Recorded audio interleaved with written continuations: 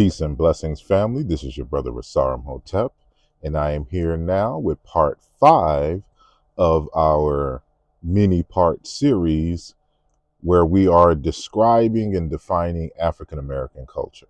African Americans in this country are the only groups. They have no culture.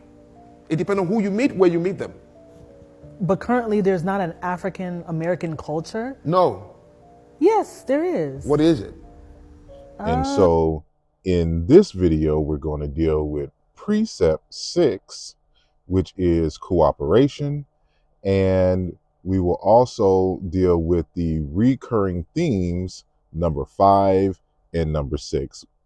5 being orality and verbal expressiveness, and number 6 being personal style and uniqueness. So we will start off with cooperation. And remember that this list of 8 precepts and 9 reoccurring themes was created by Dr. Wade Nobles, who was an eminent psychologist and Africologist. And so we're just going to go and list it as he stated in the article, which we named in the very first video, which if you're on TikTok is pinned to the top. So the precept number 6, cooperation, asserts that the optimal way of functioning is with mutual respect and encouragement. This precept recognizes that survival is predicated on people's communalistic and collectivistic nature. Life is highly cooperative. There is no self outside the cultural community, and even individual uniqueness is expressed within the milieu of the woven cultural fabric. This was thoroughly demonstrated through African American sojourn here in the United States. And a few examples include like the Freedmanstown in Houston, Texas, of course, to the more famous Black Wall Street in Tulsa, Oklahoma. The unquantifiable number of church and civic organizations created to share resources and serve the African American community. Alpha Vi Alpha being one of those, and of course all the other of the D9 and other such organizations. We have a history of coming together based upon our sense of communalism to create spaces where African American culture and people can thrive. Now, of course, every single time we do that here in the United States, it has been met with systematic and physical violence. And so that's another conversation for another day. But it is that sense of communalism that when we get together, the number 5 and number 6 reoccurring theme becomes more amplified, right? And so number 5 in terms of the reoccurring theme is orality and verbal expressiveness, which refers to the special importance attached to the knowledge that is passed on through word of mouth and the cultivation of oral virtuosity. Let me say that correctly.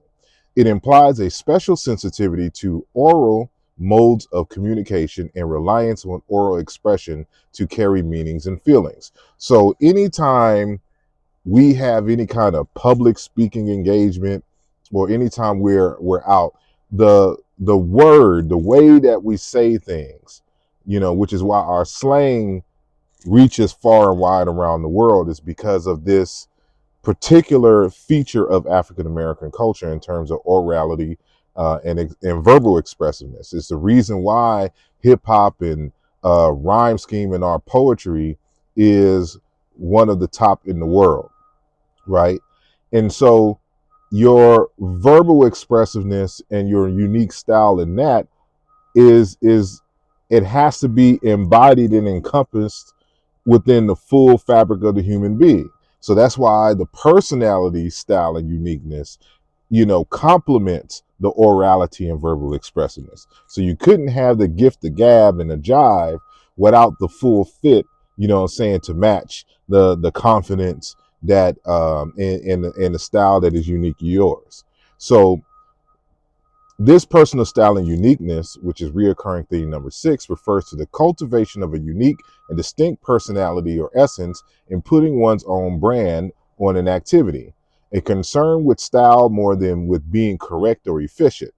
It implies approaching life as if it were an artistic endeavor.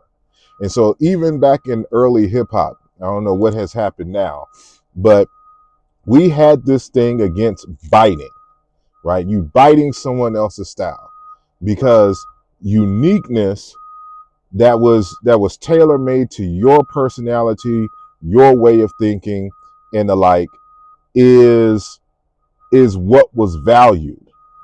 And so this is what we value in this community. We know exactly if you're biting somebody. It's not, we don't have this attitude, well, just copy what somebody else is doing. That is not is valued in our community. Unfortunately, in for these, this younger generation, that seems to be the thing. They seem to want to be the same. But, previous to them, this has been our attitude and our approach to life. And so life is a canvas, and we rearrange, the existing phenomena, and make life more beautiful, by putting our unique spirit in things, in it, whether it be dress, whether it be singing, the verbal arts like poetry and emceeing, whether it's dance, or even education, right? Like how we do things is just different. And, this causes a lot of frustration for a lot of people in other communities, because why can't we just be the same and be cookie cutter and be gray and black and white? That's just not how we do things. And so, with that being the case, I just want to end there, and I will be back in the next video, and I'll probably sum up everything in the next video. So we probably got like 4 more reoccurring themes and precepts. So I appreciate your time. Let me know in the comments what you think, and what other examples can you give. All right, Hotep.